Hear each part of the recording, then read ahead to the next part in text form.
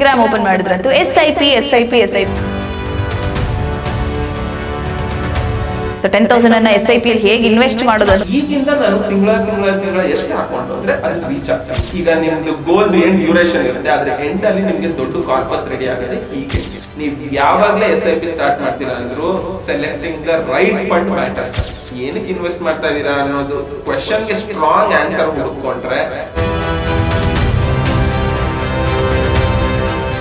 ಕಳೆದ ಒಂದು ಎಪಿಸೋಡ್ನಲ್ಲಿ ನಾವು ಮ್ಯೂಚುವಲ್ ಫಂಡ್ ಯಾವುದು ರೈಟು, ಹೇಗೆ ಇನ್ವೆಸ್ಟ್ ಮಾಡಬೇಕು ಅಂತ ಹೇಳಿ ಅನ್ಕೊಳ್ತಾ ಇದ್ವಿ. ಈಗ ನೀವು ಇನ್ಸ್ಟಾಗ್ರಾಮ್ ಓಪನ್ ಮಾಡಿದ್ರಂತೂ SIP ಎಲ್ಲ ಕಡೆ ಸೊ ಇದ್ರ ಬಗ್ಗೆ ಮಾತಾಡ್ತಾರೆ, ಹೇಳ್ತಾರೆ. ಸೊ 10,000 ಅನ್ನ SIP ಹೇಗೆ ಇನ್ವೆಸ್ಟ್ ಮಾಡೋದು ಅಂತೆಲ್ಲ ಹೇಳ್ತಾ ಇರ್ತಾರೆ. ಸೊ ಇದ್ರ ಬಗ್ಗೆ ಕರೆಕ್ಟ್ ಆದ ಗೈಡೆನ್ಸ್ ಅನ್ನ ಕೊಡೋದಕ್ಕೆ ಇವತ್ತು ನಮ್ಮ ಜೊತೆಗೆ ಕೌಶಿಕ್ ಅವರು ಜಾಯಿನ್ ಆಗಿದ್ದಾರೆ. ಬನ್ನಿ, SIP ಅಂದ್ರೆ ಏನು, ಅದು ಹೇಗೆ ಕೆಲಸ ಮಾಡುತ್ತೆ, ಸೊ SIP ಹೇಗೆ ಇನ್ವೆಸ್ಟ್ ಮಾಡೋದು, ಎಲ್ಲದರ ಬಗ್ಗೆ ಅವ್ರ ಹತ್ರ ಮಾತಾಡೋಣ. Hello sir. ಹಾಯ್, ಹೆಲೋ, ಹೇಗಿದ್ದೀರಾ? ಸೂಪರ್. ಓಕೆ, ನಿಮ್ ಪರಿಚಯ. Okay, first to start with, ನಾನು ಕೌಶಿಕ್ ಅಂತ, ಇನ್ಫಿನಿಟಿವ್ ಇನ್ವೆಸ್ಟ್ಮೆಂಟ್ ಸಂಸ್ಥಾಪಕ. ನಾನು ಬೇಸಿಕ್ ಆಗಿ ಮ್ಯೂಚುವಲ್ ಫಂಡ್ಸ್ ಅಲ್ಲಿ ಈಗ ಆಲ್ರೆಡಿ 7 to 8 years ಆಗಿದೆ. ಓಕೆನಾ? ಬೇಸಿಕ್ ಆಗಿ ನಾವ್ ಏನ್ ಮಾಡ್ತೀವಿ ಅಂದ್ರೆ ಮ್ಯೂಚುವಲ್ ಫಂಡ್ ಅಡ್ವೈಸಿಂಗ್. ಈಗ ನಮ್ಗೆ ಇಂಡಿಯಾ ಅಂತ ಬಂದಾಗ ಆಲ್ಮೋಸ್ಟ್ 100% ಪಾಪ್ಯುಲೇಷನ್ ಅಲ್ಲಿ ನಾವು ಬರೀ 7% ಪಾಪ್ಯುಲೇಷನ್ ಅಷ್ಟೇ ಮ್ಯೂಚುವಲ್ ಫಂಡ್ ಅಲ್ಲಿ ಇನ್ವೆಸ್ಟ್ ಮಾಡಿದ್ದಾರೆ. ಇನ್ ರೆಸ್ಟ್ ಆಫ್ ದ ಪೀಪಲ್ಗೆ ಏನು ನಾಲೆಡ್ಜ್ ಇಲ್ಲ, ಅಥವಾ ಅವ್ರಿಗೆ ಏನಾಗುತ್ತೆ ಅಂದ್ರೆ ಕೆಲವೊಮ್ಮೆ ಏನಾಗುತ್ತೆ ಅಂದ್ರೆ ಆ ಕಡೆ ಈ ಕಡೆ ನ್ಯೂಸ್ ಮೀಡಿಯಾದಲ್ಲಿ ಕೇಳೋಂತ ವಿಷಯದಿಂದ ಅವರು ಧೈರ್ಯನೇ ಮಾಡಿರಲ್ಲ ದುಡ್ಡನ್ನ ಇನ್ವೆಸ್ಟ್ ಮಾಡಬೇಕು ಅಂತ. ಬಟ್ ಇವಾಗ ಮ್ಯೂಚುವಲ್ ಫಂಡ್ಸ್ ಕೆಲವು ಜನರಿಗೆ ಹೇಗೆ ಕನ್ಫ್ಯೂಷನ್ ಇದೆ ಅಂದ್ರೆ, ಮ್ಯೂಚುವಲ್ ಫಂಡ್ಸ್ ನ ಅವರು ಡೈರೆಕ್ಟ್ ಈಕ್ವಿಟೀಸ್ ಅಂತ ಕನ್ಸಿಡರ್ ಮಾಡ್ತಾರೆ. ಏನಂದ್ರೆ, ಓಕೆ ಇವತ್ತು ನಾನು 100 ರೂಪಾಯಿ ಹಾಕ್ತೀನಿ, ನಾಳೆ ಬೆಳಗ್ಗೆ ಎದ್ದು 50 ರೂಪಾಯಿ ಹಾಕ್ಬಿಟ್ರೆ ಏನ್ ಮಾಡೋದು? ಸೊ ಇದು ಬಂದು direct equities. But mutual funds ಹಾಗಲ್ಲ. ಮ್ಯೂಚುವಲ್ ಫಂಡ್ಸ್ ಅನ್ನೋದು ಈ ಡೈರೆಕ್ಟ್ ಈಕ್ವಿಟೀಸ್ ನ ರೈಟ್ ಹ್ಯಾಂಡ್ ಅಲ್ಲಿ ಕೇರ್ ಮಾಡೋವಂಥದ್ದು. ಅಂದ್ರೆ ಈಗ ನನಗೆ ಡೈರೆಕ್ಟ್ ಇಕ್ವಿಟೀಸ್ ಬಗ್ಗೆ ಏನು ನಾಲೆಡ್ಜ್ ಇಲ್ಲ, I am just a layman. Sorry to interrupt, I have a question. ಇವಾಗ 10,000 ಇನ್ವೆಸ್ಟ್ ಮಾಡಿದ್ದಾರೆ, ನೀವು ಹೇಳಿದ್ರಿ ಅದನ್ನ ಹ್ಯಾಂಡಲ್ ಮಾಡೋದು ಯಾರು, ಆ ದುಡ್ಡು ಎಲ್ಲಿರುತ್ತೆ ಅಂತ. ಓಕೆ, ಸೊ ಈ ಕ್ವೆಶ್ಚನ್ಗೆ ನಾನು ಏನು ಹೇಳ್ಬೇಕಂದ್ರೆ, ಈಗ ಆಸ್ ಎ ರಿಟೈಲರ್ ಅಂದ್ರೆ ನಾನೊಬ್ಬ ಸಾಮಾನ್ಯ ಮನುಷ್ಯ, ನನ್ಗೆ ತಿಂಗಳ ಪೂರ ಖರ್ಚು ಮುಗಿದು ಒಂದ್ 10,000 ಉಳಿಯುತ್ತೆ. ಸೊ ಇವಾಗ ಈ 10,000ದಲ್ಲಿ ನಾನು ಏನ್ ಮಾಡ್ಬೇಕು ಅಂದ್ರೆ, ನನ್ಗೆ ನಾಲೆಡ್ಜ್ ಇಲ್ಲ. ಅಂದ್ರೆ ಈಗ ಶೇರ್ ಮಾರ್ಕೆಟ್ ಹೆಂಗ್ ವರ್ಕ್ ಆಗುತ್ತೆ, ಏನು ಎತ್ತ ಟೆನ್ಷನ್ ತಗೊಳ್ಳೋ ಅಷ್ಟು ಟೈಮ್ ಇಲ್ಲ ನನ್ಗೆ. ಬಟ್ ಈ 10,000ನ ನಾನು ಸೇಫ್ ಆಗಿ ಇನ್ವೆಸ್ಟ್ ಮಾಡ್ಬೇಕು.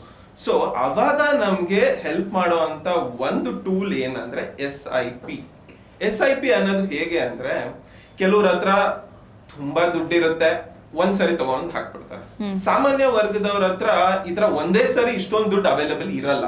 ಸೊ ಅಂತ ಟೈಮಲ್ಲಿ ಏನ್ ಮಾಡ್ತಾರೆ, ಅಯ್ಯೋ ನಾವು ಮೋಸ್ಟ್ಲಿ ಇಷ್ಟೊಂದು ದುಡ್ಡು ತಗೊಂಡ್ ಬಂದ್ರೇನೆ ಇನ್ವೆಸ್ಟ್ ಮಾಡ್ಬೋದಾ ಅನ್ನೋ ಒಂದು ಥಾಟ್ ಪ್ರಾಸೆಸ್ ಇರುತ್ತೆ ಅವ್ರಿಗೆ. ಬಟ್ ಇದು ತಪ್ಪು. ನೀವು ಇನ್ವೆಸ್ಟ್ಮೆಂಟ್ ಮಾಡ್ಬೇಕು ಮ್ಯೂಚುವಲ್ ಫಂಡ್ಸ್ ಅಲ್ಲಿ ಅಂದ್ರೆ 100 ರೂಪಾಯಿಯಿಂದ ಕೂಡ ಇನ್ವೆಸ್ಟ್ ಮಾಡಬಹುದು. ನಮ್ಮಂತ ಮಿಡಲ್ ಕ್ಲಾಸ್ ಅನ್ನೋರ್ಗೋಸ್ಕರನೇ SIP ಅನ್ನೋ ಕಾನ್ಸೆಪ್ಟ್. SIP ಅಂತ ನೀವು ಕೇಳಿರ್ತೀರಾ, ಸಿಸ್ಟಮಿಕ್ ಇನ್ವೆಸ್ಟ್ಮೆಂಟ್ ಪ್ಲಾನಿಂಗ್ ಅಂತ. ಸಿಸ್ಟಮಿಕ್ ಅನ್ನೋದ್ರ ಪ್ರಕಾರನೇ ಇಲ್ಲಿ ನೀವು SIP ಏನಾಗುತ್ತೆ ಅಂದ್ರೆ, ಒಂದು ಫಿಕ್ಸ್ಡ್ ಅಮೌಂಟ್ ನ ನೀವು ಸೆಲೆಕ್ಟ್ ಮಾಡ್ಕೋತೀರಾ. ಆ ಅಮೌಂಟ್ ನ ರೆಗ್ಯುಲರ್ ಪೀರಿಯಡ್ ಆಫ್ ಟೈಮ್ ಅಲ್ಲಿ ಇನ್ವೆಸ್ಟ್ ಮಾಡ್ತಾ ಹೋಗ್ತೀರಾ. ಇವಾಗ ಈ ಅಮೌಂಟ್ ಹೇಗೆ ಫಿಕ್ಸ್ ಮಾಡ್ತೀರಾ ಅಂತ ನೀವು ಕ್ವೆಶ್ಚನ್ ಕೇಳ್ಬೋದು. ಈಗ ಫಾರ್ ಎಕ್ಸಾಂಪಲ್ ನಾನು 100 ರೂಪಾಯಿ ಗಳಿಸ್ತಾ ಇದ್ದೀನಿ ಅಂದ್ರೆ ಅದ್ರಲ್ಲಿ ಒಂದು 30ರಿಂದ 40% ನಾನು ಇನ್ವೆಸ್ಟ್ ಮಾಡ್ಲೇಬೇಕು. ಅದಾದ್ಮೇಲೆ ಏನ್ ಮಿಗುತ್ತೆ ಅದನ್ನ ನಮ್ ಲೈವ್ಲಿಹುಡ್ಗೆ ನಾವು ಖರ್ಚು ಮಾಡ್ಕೋಬಹುದು. ಈ 30ರಿಂದ 40% ನಾವ್ ಏನ್ ತಗೊಂತೀವಿ ಅದನ್ನ ಒಂದು ಅಮೌಂಟ್ ನ ಫಿಕ್ಸ್ ಮಾಡ್ತೀವಿ. ಈಗ ಏನು ಅಂದ್ರೆ, ನಾವು ತುಂಬಾ ರೀಸನ್ಸ್ ಗೋಸ್ಕರ ಇನ್ವೆಸ್ಟ್ ಮಾಡ್ತಾ ಹೋಗ್ತೀವಿ. ಇವಾಗ ಫಸ್ಟ್ ಪಾಯಿಂಟ್ ಬಂದ್ಬಿಟ್ಟು, ಕೆಲವರು ನಾನು ಮನೆ ತಗೋಬೇಕು ಅಂತ ಇನ್ವೆಸ್ಟ್ ಮಾಡ್ತಾ ಇದ್ದೀನಿ, ದುಡ್ಡು ಸಂಗ್ರಹ ಮಾಡ್ತಾ ಇದ್ದೀನಿ ಅಂತ ಇರ್ಬೋದು. ಇನ್ನೊಬ್ರು ಬಂದ್ಬಿಟ್ಟು, ಇಲ್ಲ ನಾನು ನನ್ನ ಮಕ್ಕಳನ್ನ ಹೈಯರ್ ಎಜುಕೇಶನ್ಗೆ ಕಳಿಸ್ಬೇಕು, ಅದಕ್ಕೋಸ್ಕರ ದುಡ್ಡನ್ನ ಸಂಗ್ರಹ ಮಾಡ್ತಾ ಇದ್ದೀನಿ. ಇನ್ ಕೆಲವರು ನಾವ್ ಇವಾಗ ಕೆಲಸ ಮಾಡ್ತಾ ಇದೀವಿ, ಮುಂದೆ ಒಂದಿನ ರಿಟೈರ್ ಆಗ್ತೀವಿ, ಅದಕ್ಕೋಸ್ಕರ ಒಂದಷ್ಟು ದುಡ್ಡು ಬೇಕಾಗುತ್ತೆ, ಅದಕ್ಕೋಸ್ಕರ ಇನ್ವೆಸ್ಟ್ ಮಾಡ್ತಾ ಇದೀವಿ ಅಂತ ಬರುತ್ತೆ ಟಾಪಿಕ್ಸ್. ಸೊ ಇದೆಲ್ಲ ಬಂದಾಗ ನಾವೊಂದು ಗೋಲ್ ನ ಸೆಟ್ ಮಾಡ್ತೀವಿ. ಫಸ್ಟ್ ನಾವ್ ಏನಕ್ಕೋಸ್ಕರ ಇನ್ವೆಸ್ಟ್ ಮಾಡ್ತಾ ಇದೀವಿ ಅನ್ನೋದು ಮೋರ್ ಇಂಪಾರ್ಟೆಂಟ್. ಸುಮ್ನೆ ಈಗ ಎಲ್ಲಾರು 5,000 ಹಾಕ್ತಾ ಇದಾರೆ, ನಾನು ಒಬ್ಬ 5,000 ಹಾಕೊಂಡು ಗುಂಪು ಜೊತೆಗೆ ಹೋಗ್ಬಿಡ್ತೀನಿ ಅನ್ನೋದು ತಪ್ಪು. ಯಾಕಂದ್ರೆ ಒಬ್ರಿಂದ ಒಬ್ರಿಗೆ ಅವ್ರವ್ರ ರಿಕ್ವೈರ್ಮೆಂಟ್ಸ್ ಬೇರೆ ಇರುತ್ತೆ. ಈಗ ಫಾರ್ ಎಕ್ಸಾಂಪಲ್ ಯಾರೋ 10,000 ಸಂಬಳ ತಗೊಳ್ಳೋರು 5,000ದಲ್ಲೇ ಎಲ್ಲ ಖರ್ಚು ಮುಗ್ದೋಗುತ್ತೆ. ಈಗ 1,00,000 ಸಂಬಳ ತಗೊಳ್ಳೋರು 20,000 ರಿಂದ 30,000 ಖರ್ಚು ಮಾಡ್ತಾರೆ ತಿಂಗಳು ಸಂಪಾದಿಸಕ್ಕೆ. ಸೊ ಇದೇ ತರ ರಿಸ್ಕ್ ಅಪಿಟೈಟ್ ಒಬ್ರಿಂದ ಒಬ್ರಿಗೆ, ಹಾಗೆ ಇನ್ಕಮ್ ಒಬ್ರಿಂದ ಒಬ್ರಿಗೆ ಬೇರೆ ಇರೋದ್ರಿಂದ ನಾವು ನಮ್ಮ ರಿಸ್ಕಿನ ಅನುಗುಣವಾಗಿ, ನಮ್ಮ ಗೋಲ್ಸಿನ ಅನುಗುಣವಾಗಿ ಎಷ್ಟು ದುಡ್ಡನ್ನ ನಾವು ಮಂತ್ ಆನ್ ಮಂತ್ ಹಾಕೊಂಡು ಹೋಗ್ಬೇಕು ಅನ್ನೋದನ್ನ ನಾವು ಡಿಸೈಡ್ ಮಾಡ್ಬೋದು. ಸೊ ಇದು ತುಂಬಾ ಸಾರಿ ನಾವು ಏನಂತಾರೆ, ನಾವು ಇವತ್ತು ಸಂಬಳ ಬರುತ್ತೆ ಈ ತಿಂಗಳು ಖರ್ಚು ಮಾಡ್ಬಿಡ್ತೀವಿ, ನೆಕ್ಸ್ಟ್ ತಿಂಗಳ ಬಗ್ಗೆ ಯೋಚನೆ ಮಾಡಲ್ಲ. So most of the people ಏನಾಗುತ್ತೆ ಅಂದ್ರೆ ಒಂದು ಕ್ಲಾರಿಟಿ ಇರಲ್ಲ. ಸೊ ಈ ತರ ಕ್ಲಾರಿಟಿ ಬರಬೇಕು ಅಥವಾ ನಿಮ್ಗೊಂದು ಥಾಟ್ ಪ್ರಾಸೆಸ್ ಇಂಪ್ರೂವೈಸ್ ಆಗ್ಬೇಕಂದ್ರೆ there are numerous ways. For example, there are certified people in the market, ಅವ್ರನ್ನ ಸರ್ಟಿಫೈಡ್ ಮ್ಯೂಚುವಲ್ ಫಂಡ್ ಡಿಸ್ಟ್ರಿಬ್ಯೂಟರ್ಸ್ ಅಂತ ಕರೀತಾರೆ. ಅವ್ರ ಹತ್ರ ಹೋದ್ರೆ ನೀವು, ಅವರು ನಿಮ್ದು ಈ ಎಲ್ಲ ಇನ್ಕಮ್ ಎಕ್ಸ್ಪೆನ್ಸಸ್ ಎಲ್ಲಾನು ಸರಿ ದೂಗ್ಸಿ ನಿಮ್ ಗೋಲ್ಸ್ ಏನು ಎಲ್ಲ ನೋಡಿ they will be able to tell. ಅಂದ್ರೆ ಈಗ ಅವ್ರು ನಿಮ್ಗೆ ಹೇಳ್ಬೋದು, ಓಕೆ ನೀವು ಇಷ್ಟನ್ನ ಇವಾಗಿಂದ ಸೇವ್ ಮಾಡಿದ್ರೆ ಇಷ್ಟು ವರ್ಷದಷ್ಟ್ರಲ್ಲಿ ಇಷ್ಟು ದುಡ್ಡನ್ನ ನೀವು ಸೇವ್ ಮಾಡ್ಬೋದು ಅಂತ. ಸೊ ಇದೆಲ್ಲ ರಿವರ್ಸ್ ಕ್ಯಾಲ್ಕುಲೇಷನ್ ಅಲ್ಲಿ ವರ್ಕ್ ಆಗುತ್ತೆ ಬೇಸಿಕ್ ಆಗಿ. ಸೊ ಈಗ ಫಾರ್ ಎಕ್ಸಾಂಪಲ್ ನಮ್ ರಿಟೈರ್ಮೆಂಟ್ಗೆ ನಮ್ಗೆ ಆಗಿನ ಇನ್ಫ್ಲೇಷನ್ ಅಂದ್ರೆ ಇಷ್ಟು ವರ್ಷ ಇನ್ಫ್ಲೇಷನ್ ಏನ್ ಬಿಲ್ಡಪ್ ಆಗ್ತಾ ಇದೆಯಲ್ಲ, ಆ ಇನ್ಫ್ಲೇಷನ್ ನ ಅಡ್ಜಸ್ಟ್ ಮಾಡ್ಕೊಂಡು ಒಂದು 30 years ಡೌನ್ ದ ಲೈನ್, ಅಂದ್ರೆ ಇನ್ನೊಂದು 30 ವರ್ಷದಲ್ಲಿ ನಾವು ರಿಟೈರ್ ಆಗ್ಬೇಕಂದ್ರೆ, ಇದೇ ಲೈಫ್ ಸ್ಟೈಲ್ ನ ಲೀಡ್ ಮಾಡ್ಬೇಕಂದ್ರೆ ನನ್ಗೊಂದು 3 ಕೋಟಿ ದುಡ್ಡು ಇರ್ಬೇಕಾಗುತ್ತೆ. ಅಂದ್ರೆ ತಿಂಗಳ ನಾನು ಸ್ವಲ್ಪ ತಗೊಂಡು ಖರ್ಚು ಮಾಡೋ ತರ ಅಂತ. ಸೊ ಆ 3 ಕೋಟಿನ ನಾನು 30 ವರ್ಷದಲ್ಲಿ ಸಂಗ್ರಹ ಮಾಡ್ಬೇಕಂದ್ರೆ ಈಗಿಂದ ನಾನು ತಿಂಗಳ ಎಷ್ಟು ಹಾಕೊಂಡು ಹೋದ್ರೆ ಅದನ್ನ ರೀಚ್ ಆಗ್ತೀನಿ. ಈ ಕ್ಯಾಲ್ಕುಲೇಷನ್ ನ ನಾವೆಲ್ಲರೂ ಫಸ್ಟ್ ಕುತ್ಕೊಂಡು ಡಿಸೈಡ್ ಮಾಡ್ಬೇಕು, ಫಸ್ಟ್ ಒಂದು ಟೇಬಲ್ ಮೇಲೆ. So who is going to guide that ಅಂತ. ಓಕೆ, ಸೊ ಇದಕ್ಕೆಲ್ಲ ನಮ್ಗೆ ಏನಾಗುತ್ತೆ ಅಂದ್ರೆ ಮಾರ್ಕೆಟ್ ಅಲ್ಲಿ ನುರಿತ ತಜ್ಞರಿದ್ದಾರೆ, ಅವ್ರನ್ನೇ ಫಿನಾನ್ಷಿಯಲ್ ಪ್ಲಾನರ್ಸ್ ಅಥವಾ ಮ್ಯೂಚುವಲ್ ಫಂಡ್ ಡಿಸ್ಟ್ರಿಬ್ಯೂಟರ್ಸ್ ಇವರೆಲ್ಲ ಇದ್ದಾರೆ. ಈ ತರ ನೀವು ನುರಿತ ತಜ್ಞರನ್ನು ನೀವು ಕನ್ಸಲ್ಟ್ ಮಾಡಿದ್ದಲ್ಲಿ ಅವರು ನಿಮ್ಮ ಬೇಸಿಕ್ ಎಕ್ಸ್ಪೆನ್ಸಸ್, ನಿಮ್ಮ ಇನ್ಕಮ್, ಆಮೇಲೆ ಏನೇನ್ ಲಯಬಿಲಿಟೀಸ್, ಓಕೆ ಮುಂದಕ್ಕೆ ಏನೇನ್ ಖರ್ಚುಗಳು ಬರ್ಬೋದು ಅದನ್ನೆಲ್ಲ ಫೋರ್ಕಾಸ್ಟ್ ಮಾಡಿ ನಾವು ಎಷ್ಟನ್ನ ಈ ದಿನದಿಂದ ಸೇವ್ ಮಾಡ್ಕೊಳ್ತಾ ಹೋದ್ರೆ ನಮ್ಮ ಗೋಲ್ ರೀಚ್ ಆಗುತ್ತೆ ಅನ್ನೋದನ್ನ ಅವ್ರು ನಮ್ಗೊಂದು ಐಡಿಯಾ ಮೂಡಿಸ್ತಾರೆ. ಓಕೆನಾ, ಇದ್ರಿಂದ ಸ್ಟಾರ್ಟ್ ಆಗದೆ ಆ ಫಿಕ್ಸ್ಡ್ ಇನ್ಕಮ್ ನಾವ್ ಏನ್ ಮಂತ್ಲಿ ಸೇವ್ ಮಾಡ್ಬೇಕು ಅನ್ನೋದು. ಓಕೆನಾ, ಈ ಅಮೌಂಟ್ ಸಿಕ್ಕಿದ್ಮೇಲೆ ನಾವು ಮಂತ್ ಆನ್ ಮಂತ್ ಕೂಡ ಮಾಡ್ಬೋದು, ಇಲ್ಲ ವೀಕ್ ಆನ್ ವೀಕ್ ಕೂಡ ಮಾಡ್ಬೋದು, ಇಲ್ಲ ಕ್ವಾರ್ಟರ್ಲಿ ಕೂಡ ಮಾಡ್ಬೋದು. ಯೂಶುವಲ್ ಆಗಿ ಮೋಸ್ಟ್ ಈಗ ನಮ್ಮ ಸೊಸೈಟಿಲಿ ತುಂಬಾ ಜನ ಏನಿರ್ತಾರೆ ಸ್ಯಾಲರಿಡ್ ಕ್ಲಾಸ್ ಇರ್ತಾರೆ, ಅವ್ರಿಗೆ ತಿಂಗಳಿಗೊಮ್ಮೆ ಸಂಬಳ ಬರುತ್ತೆ.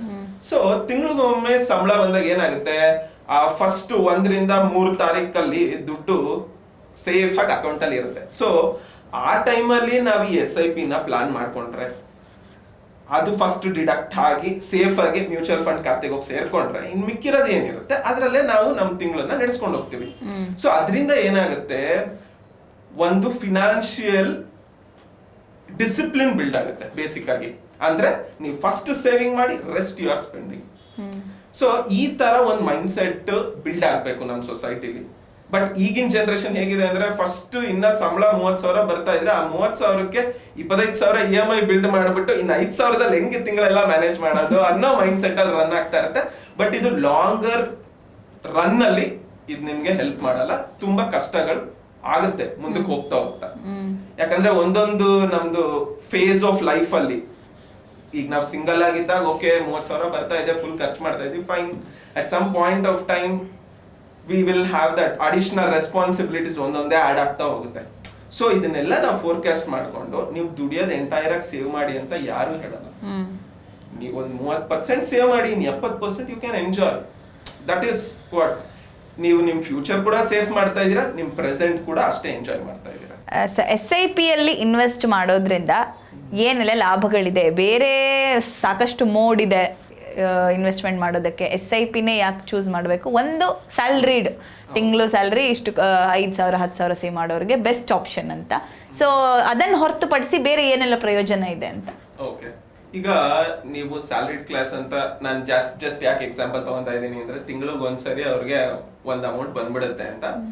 ಬಟ್ ಇದು ಸ್ಯಾಲರಿಡ್ ಕ್ಲಾಸ್ ಮಾತ್ರ ಅಲ್ದಲೆ ಎಲ್ಲಾರು ಕೂಡ ಇದನ್ನ ಏನಕ್ಕೆ ತಗೋಬೇಕು ಅಂದ್ರೆ ಲೈಕ್ ಏನಕ್ಕೆ ಪರಿಗಣಿಸ್ಬೇಕು ಅನ್ನೋದನ್ನ ಹೇಳ್ತಾ ಹೋಗ್ತೀವಿ.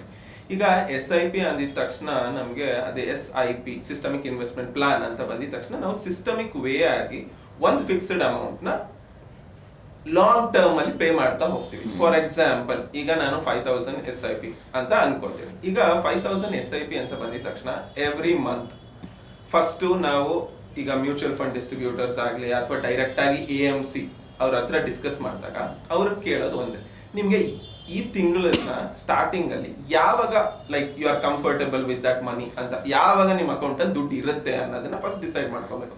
ಫಾರ್ ಎಕ್ಸಾಂಪಲ್ ನಾನು 2ನೇ ತಾರೀಕಪ್ಪ, ಎಲ್ಲಾ ತಿಂಗಳು 2ನೇ ತಾರೀಕಲ್ಲಿ ನನ್ನ ಅಕೌಂಟ್ ಅಲ್ಲಿ ದುಡ್ಡು ಇರುತ್ತೆ, I am okay for that duration ಅಂತ. ಸೊ ಅವಾಗ ಏನಾಗುತ್ತೆ, ಎವ್ರಿ ತಿಂಗಳು 2000 ಈಗ ಲೈಕ್ 5000 ರೂಪಾಯಿ ನಿಮ್ಮ ಅಕೌಂಟ್ ಇಂದ ಮ್ಯೂಚುವಲ್ ಫಂಡ್ ಹೋಗುತ್ತೆ.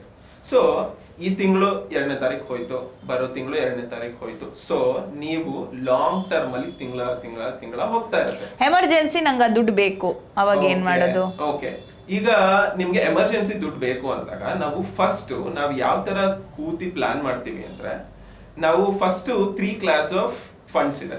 ಒಂದು ಕನ್ಸರ್ವೇಟಿವ್ ಫಂಡ್, ಒಂದು ಅಗ್ರೆಸಿವ್ ಫಂಡ್, ಇನ್ನೊಂದು ಬ್ಯಾಲೆನ್ಸ್ಡ್ ಫಂಡ್ ಅಂತ. ನಾವು ಫಸ್ಟ್ ನಿಮ್ಗೆ ಮ್ಯೂಚುವಲ್ ಫಂಡ್ಸ್ ಅಲ್ಲಿ ಇನ್ವೆಸ್ಟ್ ಮಾಡ್ಸಕ್ ಮುಂಚೆ ನಾವು ಫಸ್ಟ್ ನಿಮ್ಗೆ ಫಿನಾನ್ಷಿಯಲ್ ಪ್ಲಾನಿಂಗ್ ನ ಒಂದು ಬೇಸಿಕ್ ಥಿಂಗ್ಸ್ ಹೇಳ್ಕೊಡ್ತೀವಿ.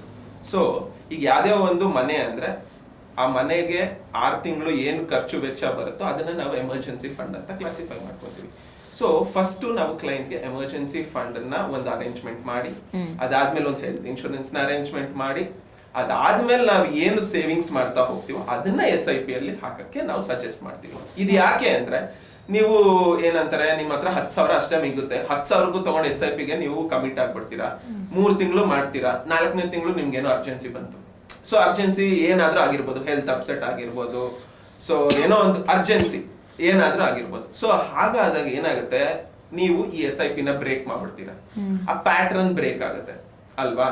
ಸೊ ಇದು SIP ವರ್ಕ್ ಆಗದೇನೆ ನೀವು ಕಾಂಪೌಂಡಿಂಗ್ ಎಫೆಕ್ಟ್ ಅಂತ ಹೇಳ್ತಾರೆ, ಅದನ್ನ ನಾನು ನೆಕ್ಸ್ಟ್ ಬಂದು ನಿಮ್ಗೆ ಎಕ್ಸ್ಪ್ಲೈನ್ ಮಾಡ್ತೀನಿ. ಈಗ ನಿಮ್ಗೆ SIP ವರ್ಕ್ ಆಗದೆ ಹೇಗೆ ಅಂದ್ರೆ, ಸ್ಲೋ ಆಗಿ. ಈಗ ನೀವು ಕೇಳಿರ್ತೀರಲ್ವಾ, ಹನಿ ಗೂಡಿದ್ರೆ ಹಳ್ಳ ಅಂತ. ಈ ಹನಿ ನಾವು ತಿಂಗಳ ನಾವೇನ್ ಅದ್ರೊಳಗಡೆ ಹಾಕ್ತಾ ಹೋಗ್ತೀವಿ, ಅದು ಒಂದೊಂದು ಹನಿ ತರ. ಸೊ ಈಗ ನಿಮ್ದು ಗೋಲ್ದು ಏನ್ ಡ್ಯೂರೇಷನ್ ಇರುತ್ತೆ, ಅದ್ರ ಎಂಡ್ ಅಲ್ಲಿ ನಿಮ್ಗೆ ದೊಡ್ಡ ಕಾರ್ಪಸ್ ರೆಡಿ ಆಗದೆ ಹೀಗೆ ಒಂದೊಂದ್ ತಿಂಗಳು ಚೂರ್ ಹಾಕೋದ್ರಿಂದ ಏನಾಗುತ್ತೆ ಅಂದ್ರೆ, 1 ತಿಂಗಳು ಮಾರ್ಕೆಟ್ ಅಪ್ ಇರುತ್ತೆ.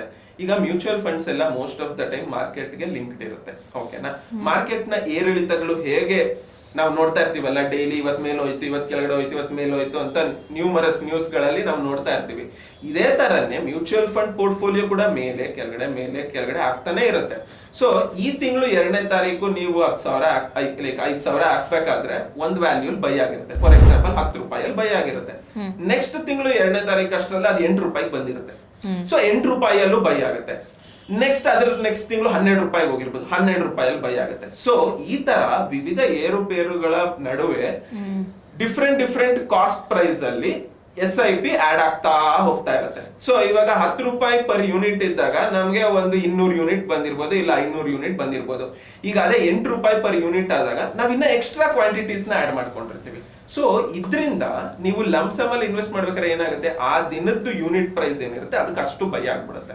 ಬಟ್ SIP ಅಲ್ಲಿ ಹೇಗ್ ವರ್ಕ್ ಆಗುತ್ತೆ ಅಂದ್ರೆ, ಇವತ್ತು ನಿಮ್ಗೆ 8 ರೂಪಾಯಿ ಕಾಸ್ಟ್ ಅಲ್ಲಿ ಸ್ವಲ್ಪ ಯೂನಿಟ್ಸ್ ಆಗಿರುತ್ತೆ, ನೆಕ್ಸ್ಟ್ ದಿನ 10 ರೂಪಾಯಿ ಕಾಸ್ಟ್ ಅಲ್ಲಿ ಆಗ್ಬೋದು. ಸೊ ಈ ತರ over A period of time ಅದು ಆವರೇಜ್ ಆಗಿ ನಿಮ್ಗೆ ಕಾಸ್ಟ್ ಎಫೆಕ್ಟಿವ್ ಪ್ರೈಸ್ ಸಿಗುತ್ತೆ. ಅಂದ್ರೆ ಕಡಿಮೆ ಪ್ರೈಸ್ ಅಲ್ಲಿ ನೀವು ಜಾಸ್ತಿ ಯೂನಿಟ್ಸ್ ಅಕ್ಯುಮುಲೇಟ್ ಮಾಡ್ತೀರಾ.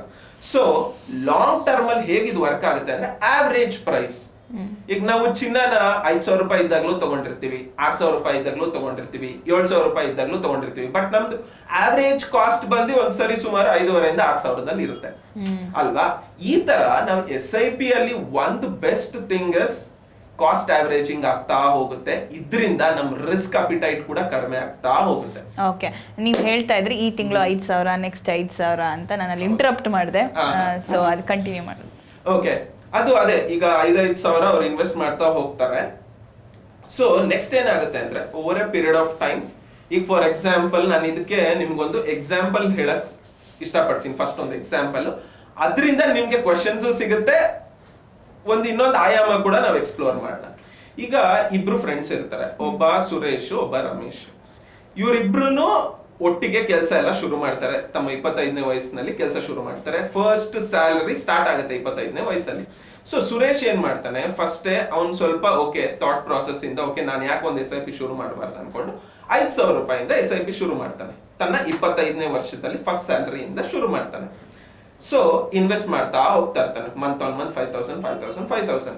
ಈ ರಮೇಶ್ ಅನ್ನೋನು ಇದ್ರ ಬಗ್ಗೆ ಜಾಸ್ತಿ ಏನು ಒಲವು ತೋರಿರಲ್ಲ. ಓಕೆ ಇದೆಲ್ಲ ಏನು ಅನ್ಕೊಂಡು he was enjoying his life, ಅಂದ್ರೆ ಅವ್ನು ಎಂಜಾಯ್ ಮಾಡ್ತಾ ಇದ್ದ ಲೈಫ್ ಅಲ್ಲಿ ಪೂರ. ಬಟ್ ಆಮೇಲೆ 10 ವರ್ಷ ಆದ್ಮೇಲೆ ಅವ್ನಿಗೆ ಅನ್ನಿಸ್ತು, ಇವ್ನ್ ಮಾತ್ರ ಮಾಡ್ತಾ ಇದ್ದಾನೆ, ನಾನ್ ಯಾಕೆ ಮಾಡ್ಬಾರ್ದು, ಈ ಸರಿ ನಾನು ಅವನದನ್ನ ಸರಿದೂಗ್ಸಕ್ಕೆ ನಾನು 7,000 ಮಾಡ್ತೀನಿ ಅನ್ಬಿಟ್ಟು ರಮೇಶ್ ಅವನ್ಗೆ 35 ವರ್ಷ ಆಗಿರುತ್ತೆ, ಅಂದ್ರೆ ಸುರೇಶ್ಗಿಂತ 10 ವರ್ಷ ಲೇಟ್ ಸ್ಟಾರ್ಟ್ ಮಾಡ್ತಾನೆ. ಸೊ ಇವನು 7,000 SIP ಸ್ಟಾರ್ಟ್ ಮಾಡ್ಕೊಂಡು ಹೋಗ್ತಾರೆ. ಇಬ್ರಿಗೂ 60 ವರ್ಷ ಆಯ್ತು. ಸೊ ರಿಟೈರ್ಮೆಂಟ್ ಟೈಮ್ ಬಂತು. ಸೊ ಇವಾಗ ಇಬ್ರದು ಇನ್ವೆಸ್ಟ್ಮೆಂಟ್ಸ್ ನೋಡೋಣ ಹೇಗೆ ಕ್ಯಾಲ್ಕುಲೇಷನ್ಸ್ ಹೇಗೆ ವರ್ಕ್ ಆಗಿರುತ್ತೆ ಅಂತ. ಇವಾಗ ಅಟ್ ದ ರೇಟ್ ಆಫ್ 12%, ಅಂದ್ರೆ ಆವರೇಜ್ ರಿಟರ್ನ್ 12% ಅಂತ ಇಟ್ಕೊಂಡು ಈ 7,000 ಅಕ್ಯುಮುಲೇಟ್ ಮಾಡಿರ್ತಾರಲ್ಲ ಅವ್ರಿಗೆ 60 ವರ್ಷ ಆಗೋವರೆಗೂ, ಅಷ್ಟು ಅದಕ್ಕೆ ಅವ್ರದ್ದು ಟೋಟಲ್ ಇನ್ವೆಸ್ಟ್ಮೆಂಟ್ 1,20,20,00,000 ಆಗಿರುತ್ತೆ. ಓಕೆನಾ? ಬಟ್ ಇವಾಗ ಸುರೇಶ್ ಎಷ್ಟಾಗಿರ್ಬೋದು ಅನ್ಕೊಂತೀರಾ ನೀವು? ಇದಕ್ಕಿಂತ ಜಾಸ್ತಿ ಆಗಿರುತ್ತಾ, ಇದಕ್ಕಿಂತ ಕಡಿಮೆ ಆಗಿರುತ್ತಾ, ಹೇಗೆ? ಜಾಸ್ತಿ ಆಗಿರುತ್ತೆ. ಬಟ್ ಯಾವ ಮಟ್ಟಿಗೆ ಅನ್ನೋದು ನೋಡೋಣ. ಇವಾಗ ಸುರೇಶ್ 5,000 ಹಾಕೊಂಬಂದ್ರು, ಬಟ್ ಅಲ್ಲಿ ಟೈಮ್ ಡ್ಯೂರೇಷನ್ ಇನ್ನ 10 ವರ್ಷ ಜಾಸ್ತಿ ಮಾಡಿದ್ದಾರೆ ರಮೇಶ್ ಕಂಪೇರ್ ಮಾಡಿದ್ರೆ. ಸೊ ಸುರೇಶ್ 60th ಇಯರ್ ಅಲ್ಲಿ 2,75,00,000 ಆಗಿರುತ್ತೆ. ಇವ್ರದ್ದು 1,20,00,000, ಅವ್ರದ್ದು 2,75,00,000, ಆಲ್ಮೋಸ್ಟ್ 1.5 ಕೋಟಿ ಜಾಸ್ತಿ.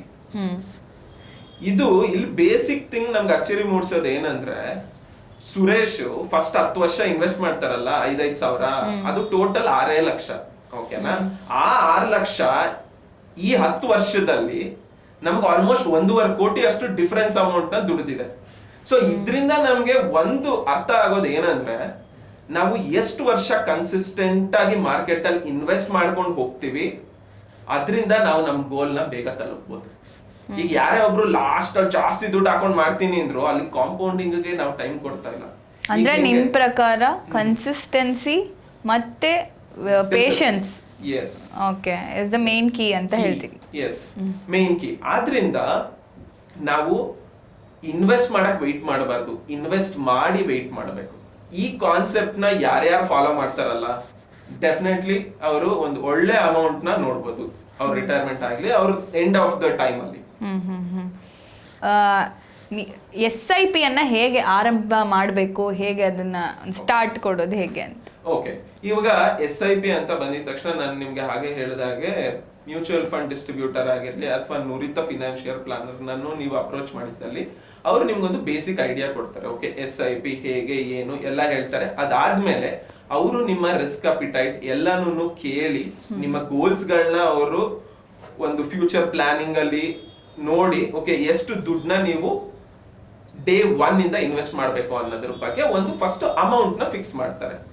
ಇದನ್ನ ನಾವು ಫಸ್ಟ್, ಈಗ ನಾವು ಗೋಲ್ಸ್ ಅಂತ ಹೇಳಿದ್ವಿ ಅಲ್ವಾ, ಆ ಗೋಲ್ಸ್ ಪ್ರಕಾರ ಯಾವ ಮ್ಯೂಚುವಲ್ ಫಂಡ್ಸ್ ಅಲ್ಲಿ ಹೇಗೆ ಇನ್ವೆಸ್ಟ್ ಮಾಡಬೇಕು ಅನ್ನೋದನ್ನ ಅವರು ಚಾರ್ಟ್ ಡೌನ್ ಮಾಡ್ತಾರೆ. Like which are the best funds for you.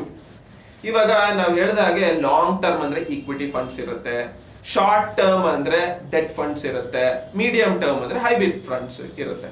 So ಇವಾಗ ನನ್ನ ರಿಕ್ವೈರ್ಮೆಂಟ್ ಇವಾಗ ನಾನೊಬ್ಬ ಫಿನಾನ್ಷಿಯಲ್ ಪ್ಲಾನರ್ ಅಂತ ಇಟ್ಕೊಂಡು, ಈಗ ನೀವೊಬ್ರು ಕ್ಲೈಂಟ್ ಅಂತ ತಗೊಂಡ್ರೆ, ನಾನು ಫಸ್ಟ್ ನಿಮ್ಮ ಹತ್ರ ಕೂತಿ ಒಂದು ಸಮತೋಲನವಾದ ಒಂದು ಡಿಸ್ಕಷನ್ ನ ನಡೆಸ್ತೀವಿ. ಅದ್ರ ಮೂಲಕ ನನ್ಗೆ ಏನ್ ಅನ್ಸುತ್ತೆ ಅಂದ್ರೆ, ಓಕೆ ಭೂಮಿಕಾ ಅವರಿಗೆ ಈಗ ನಿಯರ್ ಟೈಮ್ ಇನ್ 1 year ಅಲ್ಲಿ ಈ ಕಮಿಟ್ಮೆಂಟ್ಸ್ ಇದೆ, ಇದಕ್ಕೆ ಇಷ್ಟು ಸೇವ್ ಮಾಡಬೇಕು, ಇನ್ನೊಂದು 3 to 4 years ಅಲ್ಲಿ ಇಷ್ಟು ಸೇವ್ ಮಾಡಬೇಕು ಒಂದಿಷ್ಟು ಗೋಲ್ಸ್ಗೆ, ಇನ್ನೊಂದು ಲಾಂಗ್ ಟರ್ಮ್ ಅವ್ರ ರಿಟೈರ್ಮೆಂಟ್ಗೆ ಅಂತ ಡಿಸೈಡ್ ಮಾಡ್ತೀವಿ. ಶಾರ್ಟ್ ಟರ್ಮ್ ಅಲ್ಲಿ ಏನೇನಿರುತ್ತೆ ಅದಕ್ಕೆಲ್ಲ ಡೆಟ್ ಫಂಡ್ಸ್ ಅಥವಾ ಡೆಟ್ ಫಂಡ್ಸ್ ರಿಲೇಟೆಡ್ ಸ್ಕೀಮ್ಸ್ ನ ಸೆಲೆಕ್ಟ್ ಮಾಡ್ಕೋತಾರೆ. ಅದೇ ತರ ಮಿಡ್ ಏನಾರು ಇತ್ತು ಅಂದ್ರೆ ಕನ್ಸರ್ವೇಟಿವ್ ಫಂಡ್ಸ್, ಹೈಬ್ರಿಡ್ ಫಂಡ್ಸ್ ನ ಸೆಲೆಕ್ಟ್ ಮಾಡ್ಕೋತಾರೆ. ಅದೇ ತರ ಲಾಂಗ್ ಟರ್ಮ್ ಅಂದ್ರೆ ಅದಕ್ಕೆ ಜಾಸ್ತಿ ಈಕ್ವಿಟಿ ಎಕ್ಸ್ಪೋಜರ್ಸ್ ಇರುತ್ತೆ. ಈಕ್ವಿಟಿ ಎಕ್ಸ್ಪೋಜರ್ ಏನಕ್ಕೆ ಅಂದ್ರೆ, ನಮ್ಮ ಹತ್ರ ತುಂಬಾ ಜಾಸ್ತಿ ಟೈಮ್ ಇದೆ, ನಾವು ಅಷ್ಟು ರಿಸ್ಕ್ ತಗೊಳ್ಳೋ ಕೆಪಾಸಿಟಿ ಇರೋದ್ರಿಂದ ನಮ್ಗೆ ರಿಟರ್ನ್ಸ್ ಕೂಡ ಜಾಸ್ತಿ ಎಕ್ಸ್ಪೆಕ್ಟ್ ಮಾಡ್ತಾ ಇರೋದ್ರಿಂದ ನಾವು ಈಕ್ವಿಟಿಲಿ ಜಾಸ್ತಿ ಎಕ್ಸ್ಪೋಜರ್ ತಗೋತೀವಿ ಅಲ್ಲಿ. ಈಗ ಇಮಿಡಿಯೇಟ್ ಆಗಿ ನಮಗೆ ಬೇಕಿರೋ ದುಡ್ಡನ್ನ ನಾವು ಈಕ್ವಿಟಿಲಿ ಹಾಕಿಟ್ಕೊಳಕ್ಕಾಗಲ್ಲ, ಯಾಕಂದ್ರೆ ಏರುಪೇರುಗಳು ಯಾವಾಗಾದ್ರೂ ಹೇಗಾದ್ರೂ ಆಗ್ಬೋದು. ಸೊ ಅಂತದನ್ನ ನಾವು ಡೆಟ್ ಫಂಡ್ಸ್ ಅಲ್ಲಿ ಇಡ್ತೀವಿ. ಲಿಮಿಟೆಡ್ ಅಂದ್ರೆ ಲೈಕ್ ಇನ್ಕಮ್ ಕೂಡ ಕ್ಯಾಪ್ಟ್ ಇರುತ್ತೆ, ರಿಸ್ಕ್ ಕೂಡ ಕ್ಯಾಪ್ಟ್ ಇರುತ್ತೆ. ಸೊ ಈ ತರ ಫಸ್ಟ್ ಒಂದು ಮ್ಯೂಚುವಲ್ ಫಂಡ್ಸ್ ನ ಸೆಲೆಕ್ಟ್ ಮಾಡ್ಕೊಂತಾರೆ. ಓಕೆನಾ? ಈ ತರ ಸೆಲೆಕ್ಟ್ ಮಾಡ್ಕೊಂಡ್ಮೇಲೆ ನಾವ್ ಎಷ್ಟು ದುಡ್ಡನ್ನ ನಾವು ಪೇ ಮಾಡೋ ಕೆಪಾಸಿಟಿ ಇದೆ ಅನ್ನೋದನ್ನ ಕೂಡ ಅರ್ಥಕೋತಾರೆ. So first select mutual fund schemes ನ ಸೆಲೆಕ್ಟ್ ಮಾಡಿದ್ವಿ. ನೆಕ್ಸ್ಟ್ ಎಷ್ಟು ದುಡ್ಡು ಅನ್ನೋದನ್ನ ಫಿಕ್ಸ್ ಮಾಡ್ಕೊಂಡ್ವಿ. ಇದಾಗೋದ್ಮೇಲೆ ಯಾವ ಡೇಟ್ ಆಮೇಲೆ ಯಾವ ಫ್ರೀಕ್ವೆನ್ಸಿ ನಾವು ಪೇ ಮಾಡಕ್ ಇಷ್ಟಪಡ್ತೀವಿ ಅನ್ನೋದನ್ನ ನಾವು ಡಿಸೈಡ್ ಮಾಡ್ಬೇಕಾಗುತ್ತೆ. ಈಗ ಫ್ರೀಕ್ವೆನ್ಸಿ ಅಂದಿದ ತಕ್ಷಣ ವೀಕ್ಲಿ ಮಾಡಕ್ ಇಷ್ಟಪಡ್ತೀರಾ, ಕೆಲವು ಇರ್ತಾರೆ ನಾವು ಪಿಗ್ಮಿ ಅನ್ನೋದನ್ನ ವೀಕ್ಲಿ ಕಟ್ಕೊಂಡು ಹೋಗ್ತಾ ಇದ್ವಿ, ನಮ್ಗೆ ಮ್ಯೂಚುವಲ್ ಫಂಡ್ಸ್ ಅಲ್ಲೂ ವೀಕ್ಲಿ ಕಟ್ಕೊಂಡು ಹೋಗೋದ್ರೆ ತುಂಬಾ ಅನುಕೂಲ ಅಂತ ಅನ್ನೋರ್ಗೆ ವೀಕ್ಲಿ ವೈಸ್ನು ಮಾಡ್ಬೋದು. ಇನ್ ಕೆಲವರು ನನ್ಗೆ ಸಂಬಳ ತಿಂಗಳಿಗೊಮ್ಮೆ ಬರುತ್ತೆ, ತಿಂಗಳಿಗೆ ಮಾಡ್ತೀನಿ ಅಂದ್ರೆ ತಿಂಗಳಿಗೊಮ್ಮೆ ಮಾಡ್ಬೋದು. ಇನ್ ಕೆಲವರು ಬಿಸ್ನೆಸ್ ಅಲ್ಲಿ ಇರ್ತಾರೆ, ಅವರು ಕ್ವಾರ್ಟರ್ಲಿ ಅಂದ್ರೆ 3 ತಿಂಗಳಿಗೊಮ್ಮೆ ನನಗೆ ಈ ತರ ಪ್ರಾಫಿಟ್ಸ್ ಬರುತ್ತೆ, ಅದನ್ನ ಇನ್ವೆಸ್ಟ್ ಮಾಡಕ್ ಇಷ್ಟಪಡ್ತೀನಿ ಅನ್ನೋರು 3 ತಿಂಗಳಿಗೆ ಒಂದ್ಸರಿ ಕೂಡ ಮಾಡ್ಬೋದು. ಸೊ ಇವಾಗ ಫ್ರೀಕ್ವೆನ್ಸಿನ ಸೆಲೆಕ್ಟ್ ಮಾಡ್ಕೊಂಡ್ರಿ, ಓಕೆನಾ? ಫ್ರೀಕ್ವೆನ್ಸಿ ಸೆಲೆಕ್ಟ್ ಮಾಡಿದ್ಮೇಲೆ ನೀವೇನ್ ಮಾಡ್ಬೇಕಿರೋದಂದ್ರೆ ನೀವು ಆ ಡಿಸಿಪ್ಲಿನ್ ನ ಮೇಂಟೈನ್ ಮಾಡ್ಕೊಂಡು ಹೋಗ್ಬೇಕು. ಓಕೆ, ಇದು ಈಗ ಮ್ಯೂಚುವಲ್ ಫಂಡ್ ಸೆಲೆಕ್ಟ್ ಆಯ್ತು, ಅಮೌಂಟ್ ಸೆಲೆಕ್ಟ್ ಆಯ್ತು, ಫ್ರೀಕ್ವೆನ್ಸಿ ಸೆಲೆಕ್ಟ್ ಆಯ್ತು. ನೆಕ್ಸ್ಟ್ ಮಾಡ್ಬೇಕಿರೋ ಥಿಂಗ್ ಏನಂದ್ರೆ ನಮ್ಮ ಅಕೌಂಟ್ ಇಂದ ಆ ದುಡ್ಡು ಮ್ಯೂಚುವಲ್ ಫಂಡ್ ಅಕೌಂಟ್ಗೆ ಹೋಗ್ಬೇಕು. ಅದಕ್ಕೋಸ್ಕರ ಒಂದು ಆಟೋ ಡೆಬಿಟ್ ನ ನಾವು ಟ್ರಾನ್ಸಾಕ್ಷನ್ಸ್ ರೇಸ್ ಮಾಡ್ಬೇಕು. Auto debit in the sense every month ಅದೇ ಆಟೋ ಆಗಿ ಪೇ ಆಗುತ್ತೆ. ಇದು ಸಿಂಪಲ್. ಈಗ ಎಲ್ಲಾರ ಹತ್ರನು UPI ಇದೆ. UPI ಮೂಲಕ ನಾವು 2 ನಿಮಿಷದಲ್ಲಿ ಆಟೋ ಪೇ ನ ಸೆಟ್ ಮಾಡಬಹುದು. ಇದು ಸೆಟ್ ಮಾಡೋದ್ರಿಂದ ಏನಂದ್ರೆ ತಿಂಗಳ ನೀವು ತಲೆ ಕೆಡ್ಸ್ಕೊಳ್ಳೋದಿರಲ್ಲ. ತಿಂಗಳಿಗೆ ಆ ಡೇಟ್ಗೆ ನಿಮ್ಗೆ ಆ ದುಡ್ಡು ಅಲ್ಲಿಂದ ಅಲ್ಲಿ ಮೂವ್ಮೆಂಟ್ ಆಗ್ಬಿಡುತ್ತೆ. ಇದು ಏನ್ ಮಾಡುತ್ತೆ ಅಂದ್ರೆ ಕನ್ಸಿಸ್ಟೆನ್ಸಿನ ಮೇಂಟೈನ್ ಮಾಡುತ್ತೆ. ಈಗ ನಾವೇ ಮ್ಯಾನ್ಯಲ್ ಆಗಿ ಮಾಡ್ಬೇಕಂದ್ರೆ ನಾವು ಈ ತಿಂಗಳು ಮಾಡ್ತೀವಿ, ನೆಕ್ಸ್ಟ್ ತಿಂಗಳು ಅಯ್ಯೋ ಇವತ್ತು ಮರ್ತೋಯ್ತು, ನೆಕ್ಸ್ಟ್ ನಾಳೆ ಹಾಕೋಣ. ಸೊ ಆ ಡಿಸಿಪ್ಲಿನ್ ಇರಲ್ಲ. ಬಟ್ SIP ಲಿ ಒಂದು ಗುಡ್ ಥಿಂಗ್ ಏನಂದ್ರೆ ಈ ಆಟೋ ಪೇ ಇರೋದ್ರಿಂದ ಎವ್ರಿ ಮಂತ್ ಆ ಟೈಮ್ಗೆ ಶಿಸ್ತಾಗಿ ದುಡ್ಡು ಹೋಗ್ಬಿಡುತ್ತೆ. ಸೊ ಹೀಗೆ ದುಡ್ಡು ಅಲ್ಲಿಗೆ ಡೆಬಿಟ್ ಆಗುತ್ತಲ್ಲ, ಆಟೋ ಡೆಬಿಟ್ ಆಗಿದ್ರಿಂದ ಅಲ್ಲಿಗೆ ಹೋಗುತ್ತೆ, ಹಾಗೇನೆ ಯೂನಿಟ್ಸ್ ಪರ್ಚೇಸ್ ಆಗುತ್ತೆ. So your journey of investing continues. But ಈ SIP ವ್ಯಾಲ್ಯೂ ಆಡ್ ಮಾಡೋದೇನೆ ಮಿನಿಮಮ್ ನೀವು 5 years ಮೇಲೆ ಇನ್ವೆಸ್ಟ್ಮೆಂಟ್ ನ ನೀವು ಮಾಡ್ಕೊಂಡು ಹೋಗ್ಬೇಕಾಗತ್ತೆ. ಈಗ ಯಾರೋ ನಾನು ಓಕೆ ಇವತ್ತು ಜೋಶ್ ಅಲ್ಲಿ ನಾನು 5,000 ಅಲ್ಲ 10,000 ಮಾಡ್ತೀನಿ ಅಂತ ಕಮಿಟ್ ಆಗ್ಬಿಡ್ತೀನಿ, 10 ತಿಂಗಳು ಮಾಡ್ತೀನಿ, 11ನೇ ತಿಂಗಳು ಏನೋ ಅರ್ಜೆಂಟ್ ಬಂತು ಅಂತ ದುಡ್ಡು ತೆಗೆದು ಬಿಡ್ತೀನಿ. ಸೊ ಅದು ಕಾಂಪೌಂಡಿಂಗ್ ಎಫೆಕ್ಟ್ ನಿಮಗೆ ಕಾಣಲ್ಲ. ಕಾಂಪೌಂಡಿಂಗ್ ಎಫೆಕ್ಟ್ ಅಂದ್ರೆ ಬಡ್ಡಿ ಮೇಲೆ ಬಡ್ಡಿ ಜನರೇಟ್ ಆಗುತ್ತೆ ಅಂತಾರಲ್ಲ, CAGR, compounded annual returns. So ಈ ಕಾಂಪೌಂಡಿಂಗ್ ಎಫೆಕ್ಟ್ ಆಗ್ಬೇಕಂದ್ರೆ ನೀವು ಮಿನಿಮಮ್ 5 years ಮೇಲೆ ಬಿಡಬೇಕು. ಸೊ ಈ ಫಸ್ಟ್ 5 years ನೀವು ನೋಡ್ತಾ ಇದ್ದಾಗ ಏನಿದ್ ನನ್ನ ಪೋರ್ಟ್ಫೋಲಿಯೋ ಇಷ್ಟು ಸ್ಲೋ ಆಗಿ ಬೆಳೀತಾ ಇದೆಯಲ್ಲ ಅಂತ ಅನ್ನಿಸ್ಬೋದು. ಬಟ್ ಆ 5 ವರ್ಷ ದಾಟದ ಮೇಲೆ ಆ ಕಾಂಪೌಂಡಿಂಗ್ ಎಫೆಕ್ಟ್ ಇದೆಯಲ್ಲ, ಅವಾಗ ಅದು ಪಿಕ್ಚರ್ ಬರುತ್ತೆ. ಸೊ ನೀವು 5 ವರ್ಷದ ಮೇಲೆ ಎಷ್ಟೆಷ್ಟು ವರ್ಷ ಇಟ್ಕೊಂಡು ಹೋಗ್ತಿರೋ ಅಷ್ಟು ಫಾಸ್ಟ್ ಆಗಿ ಕಾಂಪೌಂಡಿಂಗ್ ಆಗ್ತಾ ಹೋಗುತ್ತೆ. ಸೊ ಇದು ಪವರ್ ಆಫ್ ಕಾಂಪೌಂಡಿಂಗ್. ಅದು SIP ಅಲ್ಲಿ ನಿಮ್ಗೆ ಚೆನ್ನಾಗುತ್ತೆ, ಲಂಸಮ್ ಅಲ್ಲಿ ಕೂಡ ಚೆನ್ನಾಗ್ ಆಗುತ್ತೆ. ಬಟ್ ದ ಪಾಯಿಂಟ್ ಇಸ್ ಎಲ್ಲಾರ್ಗು ಎಲ್ಲಾ ಟೈಮಲ್ಲೂ ದುಡ್ಡು ಓಡಾಡ್ತಾರಲ್ಲ. ಸೊ ಅದಕ್ಕೋಸ್ಕರ ನಮ್ಗೆ SIP ತುಂಬಾ ಕನ್ವೀನಿಯಂಟ್. ಯಾಕಂದ್ರೆ ತುಂಬಾ ಜನ ಕ್ವೆಶನ್ಸ್ ಇರುತ್ತೆ, ಅಯ್ಯೋ ನನ್ನ ಹತ್ರ 200 ರೂಪಾಯಿ ಇದೆ, 300 ರೂಪಾಯಿ ಇದೆ, 500 ರೂಪಾಯಿ ಇದೆ, ಹೆಂಗಪ್ಪ ಅಂತ. ನೀವು 500 ರೂಪಾಯಿ ಜೊತೆಗೆ ಸ್ಟಾರ್ಟ್ ಮಾಡಿ, ಅದು ಮಾಡ್ತಾ ಮಾಡ್ತಾ ಆ ಜರ್ನಿಲಿ ನಿಮ್ಗೆ ಅನ್ಸುತ್ತೆ ಓಕೆ ಇದು ಮಾಡಿದ್ ಒಳ್ಳೇದಾಯ್ತು, ನಾನು ಯಾಕೆ ಇನ್ನ ಇನ್ಕ್ರೀಸ್ ಮಾಡಬಾರ್ದು. ಸೊ ಅದು ನಿಮ್ಗೆ ಅದೊಂದು ಉತ್ತೇಜನಕಾರಿಯಾದಂತಹ ಒಂದು ರಿಸಲ್ಟ್ಸ್ ಕಾಣಿಸುತ್ತೆ ನಿಮ್ಗೆ. ಸೊ ನೀವೇ ಆಟೋಮೆಟಿಕ್ SIP ಅಲ್ಲೂ ಕೂಡ ಹಾಕಿದಂತ ದುಡ್ಡಿಗೆ ಯಾವುದೇ ಲಾಸ್ ಇಲ್ಲ. ಹಾ, ಇದಕ್ಕೆ ನಾನು ನಿಮ್ಗೆ ಒಂದು ಸಿಂಪಲ್ ಆಗಿ ಎಕ್ಸಾಂಪಲ್ ಒಂದು ಹೇಳ್ತೀನಿ. ಈಗ ಫಾರ್ ಎಕ್ಸಾಂಪಲ್ ನಾನು ಇವಾಗಲೇ ಹೇಳಿದ ಹಾಗೆ 5 years ಬಿಡ್ಬೇಕಂತ ಹೇಳ್ತೀನಿ ಅಲ್ವಾ. ಈಗ ನೀವು 5 years ಅನ್ನೋ ಮೈಂಡ್ ಸೆಟ್ ಅಲ್ಲಿ ನೀವು ಇನ್ವೆಸ್ಟ್ಮೆಂಟ್ ಸ್ಟಾರ್ಟ್ ಮಾಡಿದ್ರಿ ಅಂದ್ರೆ ನೀವು ಸೆಂಟ್ರಲ್ ಯಾವತ್ತೂ ದಾರಿ ತಪ್ಪಲ್ಲ, ಅಥವಾ ನೀವು ಯಾವಾಗ್ಲೂ ತೆಗಿಬೇಕು ಅಂತ ಅನ್ಸಲ್ಲ. ಈಗ ನಾನು ನಿಮ್ಗೆ ಹೇಳ್ದಂಗೆ mutual fund is directly link to share market ಅಲ್ವಾ. ಈಗ ನೀವು ನೋಡೋದಾದ್ರೆ ಶೇರ್ ಮಾರ್ಕೆಟ್ ನ ಏರಿಳಿತಗಳು ಇದ್ದೇ ಇರುತ್ತೆ. ಅದು ಶಾರ್ಟ್ ಟರ್ಮ್ ಅಲ್ಲಿ ಏರಿಳಿತಗಳು, ವಾಲಿಟಾಲಿಟಿ ಅಂತ ಏನ್ ಕರೀತಾರಲ್ಲ, ಅದು ಇದ್ದೇ ಇರುತ್ತೆ. ಸೊ ನೀವು ಒಂದು SIP ಇನ್ವೆಸ್ಟ್ಮೆಂಟ್ ಮಾಡ್ತೀನಿ ಅಂತ ಡಿಸೈಡ್ ಮಾಡಿದ್ಮೇಲೆ ನೀವು ಫಸ್ಟ್ ಒಂದು ಇನ್ವೆಸ್ಟ್ಮೆಂಟ್ ಹೊರೈಸನ್ ನ ಡಿಸೈಡ್ ಮಾಡ್ಕೋಬೇಕು, ಓಕೆನಾ. ಅದನ್ನ ನೀವು ಡಿಸೈಡ್ ಮಾಡಿದ್ರಿ ಅಂತ ಆದ್ರೆ ಓಕೆ ನಾನು ಇಷ್ಟು ವರ್ಷನೇ ಮಾಡ್ತೀನಿ ಅಂದ್ರೆ ಅದಕ್ಕೆ ರಿಲೇಟ್ ಆಗುವಂತ ಮ್ಯೂಚುವಲ್ ಫಂಡ್ಸ್ ನ ಮಾತ್ರನೇ ನಿಮ್ ಪ್ಲಾನರ್ ಸಜೆಸ್ಟ್ ಮಾಡ್ತಾರೆ. ಸೊ ದಟ್ ನೀವು ಅಲ್ಲಿವರೆಗೂ ನಿಮ್ ಪ್ಲಾನಿಂಗ್ ಇಸ್ ಫುಲ್ ಪ್ರೂಫ್. ಹೇಗೆ ನೀವು ಪ್ಲಾನ್ ಮಾಡ್ತೀರಾ ಅನ್ನೋದ್ರ ಮೇಲೆ ಇದಕ್ಕೆ ಆನ್ಸರ್ ಲೈಕ್ ಸಿಗುತ್ತೆ. ನೀವು ಏನು 5 ವರ್ಷಕ್ಕೆ ಅಂತ ಪ್ಲಾನ್ ಮಾಡ್ಬಿಟ್ಟು 6 ತಿಂಗಳು ತೆಗಿಯಕ್ ಹೋದ್ರೆ ಆಬ್ವಿಯಸ್ಲಿ ನೀವು ಲಾಸ್ ಅಲ್ಲಿ ಎಂಡ್ ಆಗ್ತೀರಾ. ಯಾಕಂದ್ರೆ 5 ವರ್ಷಕ್ಕೆ ಅಂದಾಗ ನಿಮ್ ಪ್ಲಾನರ್ ನಿಮ್ಗೆ ಈಕ್ವಿಟಿ ಎಕ್ಸ್ಪೋಜರ್ ಇರುವಂತಹ ಪ್ಲಾನ್ ಕೊಟ್ಟಿರ್ತಾರೆ. ಈಕ್ವಿಟಿ ಎಕ್ಸ್ಪೋಜರ್ ಯೂಶಲಿ ಏರಿಳಿತಗಳು ಇದ್ದೇ ಇರುತ್ತೆ. ಸೊ ನೀವು ಅವ್ರಿಗೆ 5 years ಕಮಿಟ್ ಮಾಡ್ಬಿಟ್ರು, ಇಲ್ಲಿ ನೀವು 5 months ಅಲ್ಲಿ ತೆಗೆದ್ರೆ ಆಬ್ವಿಯಸ್ ಆಗಿ ದೇರ್ ಆರ್ ಚಾನ್ಸಸ್ ನಿಮ್ಮ ರಿಟರ್ನ್ಸ್ ಮೇಲೆ ಕೆಳಗಡೆ ಹೋಗೋ ಚಾನ್ಸಸ್ ಇರುತ್ತೆ. ಸೊ ಅದಕ್ಕೋಸ್ಕರ clear cut planning is important. SIP ಇಂದ ಆಗುವಂತಹ ಅಪಾಯಗಳೇನು, ಏನೆಲ್ಲ ಪ್ರಾಬ್ಲಮ್ಸ್ ಫೇಸ್ ಮಾಡ್ತಾರೆ ಒಬ್ರು ಅಂತ ಇನ್ವೆಸ್ಟ್ ಮಾಡಿದ್ರೆ? ಓಕೆ, ಈಗ SIP ಅಂತ ಬಂದಾಗ ನಮ್ ಜನ ಏನ್ ಮಾಡ್ತಾರೆ ಅಂದ್ರೆ, ಫಸ್ಟ್ ಒಬ್ರು ಯಾರು ಸರ್ಟಿಫೈಡ್ ಪರ್ಸನ್ ಯಾರಿದ್ದಾರೆ, ನುರಿತ ತಜ್ಞರು ಇರ್ತಾರಲ್ಲ, ಅವ್ರ ಹತ್ರ ಹೋಗಿ ಸಲಹೆ ಕೇಳಿ ಅಂದ್ರೆ ಫಸ್ಟ್ ಅವ್ರು ಏನ್ ಮಾಡ್ತಾರೆ ಅಂದ್ರೆ, ನೀವು ಎಲ್ಲರೂ ಫಸ್ಟ್ ಏನ್ ಮಾಡ್ತೀವಿ, ಮೀಡಿಯಾದಲ್ಲಿ ಅಥವಾ ಸಾಮಾಜಿಕ ಜಾಲತಾಣಗಳಲ್ಲಿ ಏನೇನ್ ಸುದ್ದಿ ಬರ್ತಾ ಇರತ್ತ ಅದನ್ನ ಫಸ್ಟ್ ತಗೋತೀವಿ. ಅಲ್ಲಿ ಯಾರೋ ಒಬ್ರು ಕಾಮನ್ ಆಗಿ ಒಂದ್ ಗೈಡೆನ್ಸ್ ಕೊಡ್ತಾ ಇರ್ತಾರೆ, ಅದು ನನಗ್ ಸರಿ ಹೋಗ್ಬೋದು, ಬಟ್ ನಿಮಗ್ ಸರಿ ಹೋಗ್ದಲ್ಲೇ ಇರ್ಬೋದು. ಸೊ ಈ ತರ ಕಾಮನ್ ಇನ್ವೆಸ್ಟ್ಮೆಂಟ್ ರಿಲೇಟೆಡ್ ಥಿಂಗ್ಸ್ ಏನ್ ಮಾರ್ಕೆಟ್ ಅಲ್ಲಿ ಹೋಗ್ತಾ ಇರ್ತದೆ ಅದೆಲ್ಲ ತಗೊಳಕ್ ಹೋಗ್ಬಾರ್ದು. ಯಾಕಂದ್ರೆ ಒಬ್ರಿಂದ ಒಬ್ರಿಗೆ ಇನ್ವೆಸ್ಟ್ಮೆಂಟ್ ಪ್ಯಾರಾಮೀಟರ್ಸ್ ಡಿಫರೆನ್ಸ್ ಆಗುತ್ತೆ. ಸೊ ಅಲ್ಲಿ ಯಾರೋ ಹೇಳ್ತಾರೆ ಇದಕ್ಕೆ ಹಾಕ್ಬಿಡಿ ಅಂತ, ಎಲ್ಲಾರು ತಗೊಂಡಾಗ ಅದಕ್ಕೆ ಹಾಕ್ಬಿಡೋದು, ಬಟ್ ಅದು ಸರಿಯಾಗಿ ಕೆಲಸ ಮಾಡ್ದಲೇ ಇರ್ಬೋದು. ಅದಕ್ಕೋಸ್ಕರ ನುರಿತ ತಜ್ಞರನ್ನು ಕನ್ಸಲ್ಟ್ ಮಾಡಿ ಅವ್ರ ಸಲಹೆ ತಗೊಂಡು ನಮಗೆ ಯಾವ್ದು ಬೆಟರ್ ಮ್ಯೂಚುವಲ್ ಫಂಡ್ಸ್ ಅನ್ನೋದನ್ನ ಫಸ್ಟ್ ತಿಳ್ಕೊಬೇಕು. ಇಲ್ಲ ಅಂದ್ರೆ ನಾವು ಲಾಂಗ್ ಟರ್ಮ್ ಅನ್ಕೊಂಡು ಅಲ್ಲೆಲ್ಲೋ ನೋಡ್ಕೊಂಬಿಟ್ಟು ಶಾರ್ಟ್ ಟರ್ಮ್ ಫಂಡ್ ಹಾಕೊಂಡು ಕೂತಿರ್ತೀವಿ. ಅದು 5 ವರ್ಷ 10 ವರ್ಷ ಬಿಟ್ರು ಅದು ರಿಟರ್ನ್ನೇ ಕೊಟ್ಟಿರಲ್ಲ. ಆಮೇಲೆ ಅಸಂಪ್ಷನ್ ಏನ್ ಬರುತ್ತೆ, ಓ ಮ್ಯೂಚುವಲ್ ಫಂಡ್ ಸರಿಗಿಲ್ಲಪ್ಪ, ಇದು ಯಾಕೋ ನಾನು ಅನ್ಕೊಂಡಿದ್ದೆ ಒಂದು, ಇದಾಗ್ತಾ ಇರೋದೇ ಒಂದು ಅನ್ನೋ ಒಂದು ಥಾಟ್ ಪ್ರಾಸೆಸ್ ಬರುತ್ತೆ ಜನಕ್ಕೆ. ಸೊ ಇದು ಫಸ್ಟ್ ಥಿಂಗ್. ನೀವ್ ಯಾವಾಗ್ಲೇ SIP ಸ್ಟಾರ್ಟ್ ಮಾಡ್ತೀರಾ ಅಂದ್ರೂ selecting the right fund matters. ಏನಾರು ನೀವು ಆ ಫಂಡ್ ಸೆಲೆಕ್ಟ್ ಮಾಡೋದ್ರಲ್ಲಿ ಎಡವುದ್ರಿ ಅಂದ್ರೆ ನಿಮ್ ಎಂಟೈರ್ SIP ಜರ್ನಿ ಜಸ್ಟ್ ಹಾಗೆ ವೇಸ್ಟ್ ಆಗ್ಬಿಡುತ್ತೆ. ಓಕೆ, ಹಾಕಿರೋ ದುಡ್ಡು ಕೂಡ ಹೋಗೋ ಚಾನ್ಸಸ್ ಇರುತ್ತೆ. ಇದ್ರ ಜೊತೆಗೆ ನೀವು ಒಂದು ಇನ್ವೆಸ್ಟ್ಮೆಂಟ್ ಹೊರೈಸನ್ ನ ಡಿಫೈನ್ ಮಾಡ್ಕೊಂತೀರಾ. ಈಗ 5 years 10 years 15 years ಅಂತ. ಸೊ ಈ ಕನ್ಸಿಸ್ಟೆನ್ಸಿ ಮೇಂಟೈನ್ ಮಾಡೋದು ತುಂಬಾ ಇಂಪಾರ್ಟೆಂಟ್. ಈಗ ಸೆಂಟ್ರಲ್ ತೆಗಿ ತಿರ್ಗಾ ಹಾಕು, ಈ ಕನ್ಸಿಸ್ಟೆನ್ಸಿ ಇಲ್ಲ ಅಂದ್ರೆ you can't make it big. ಯಾಕಂದ್ರೆ ಕಾಂಪೌಂಡಿಂಗ್ ಎಫೆಕ್ಟ್ ಕಿಕ್ ಇನ್ ಆಗದೆ 5 years ಪ್ಲಸ್ ಅಲ್ಲಿ. ಸೊ ಅಷ್ಟು ಟೈಮ್ ನೀವು ಕೊಡ್ಲೇ ಇಲ್ಲ ಅಂದ್ರೆ SIP ಮಾಡಿದ ಉಪಯೋಗನೇ ಇಲ್ಲ. ಸೊ ಈ ತರ ಒಂದು ಪ್ರಾಬ್ಲಮ್. ಅದಾಗೋದ್ಮೇಲೆ ಇನ್ ಕೆಲವ್ರಿಗೆ ಅನಿಸ್ಬೋದು, ಈಗ ಮ್ಯೂಚುವಲ್ ಫಂಡ್ಸ್ ಅಂತ ಬಂದಾಗ ಮಾರ್ಕೆಟ್ ರಿಸ್ಕ್ಸ್ ಇರುತ್ತೆ, ಆ ರಿಸ್ಕ್ ನ ಮಿಟಿಗೇಟ್ ಮಾಡಕ್ಕೆ ನಾವು SIP ನ ಅಡಾಪ್ಟ್ ಮಾಡ್ಕೊತಾ ಇರೋದು. ಸೊ ನಾವು ಎಷ್ಟು ಡ್ಯೂರೇಷನ್ ಕೊಡ್ತೀವಿ ಅಷ್ಟು ರಿಸ್ಕ್ ಕಡಿಮೆ ಆಗ್ತಾ ಹೋಗ್ತಾ ಇರುತ್ತೆ. ಸೊ ನಾನು ಎಂಟೈರ್ ಆಗಿ ರಿಸ್ಕ್ ಇಲ್ಲ ಅಂತ ಹೇಳಲ್ಲ, risk will always be there because mutual fund is always related to market. But ಆ ರಿಸ್ಕ್ ನ ನಾವು ಹೇಗೆ ಕಡಿಮೆ ಮಾಡೋದಂದ್ರೆ ಲಾಂಗ್ ಟರ್ಮ್ ಅಲ್ಲಿ ನಾವು ಇನ್ವೆಸ್ಟ್ ಮಾಡ್ಕೊಳ್ತಾ ಹೋಗೋದು.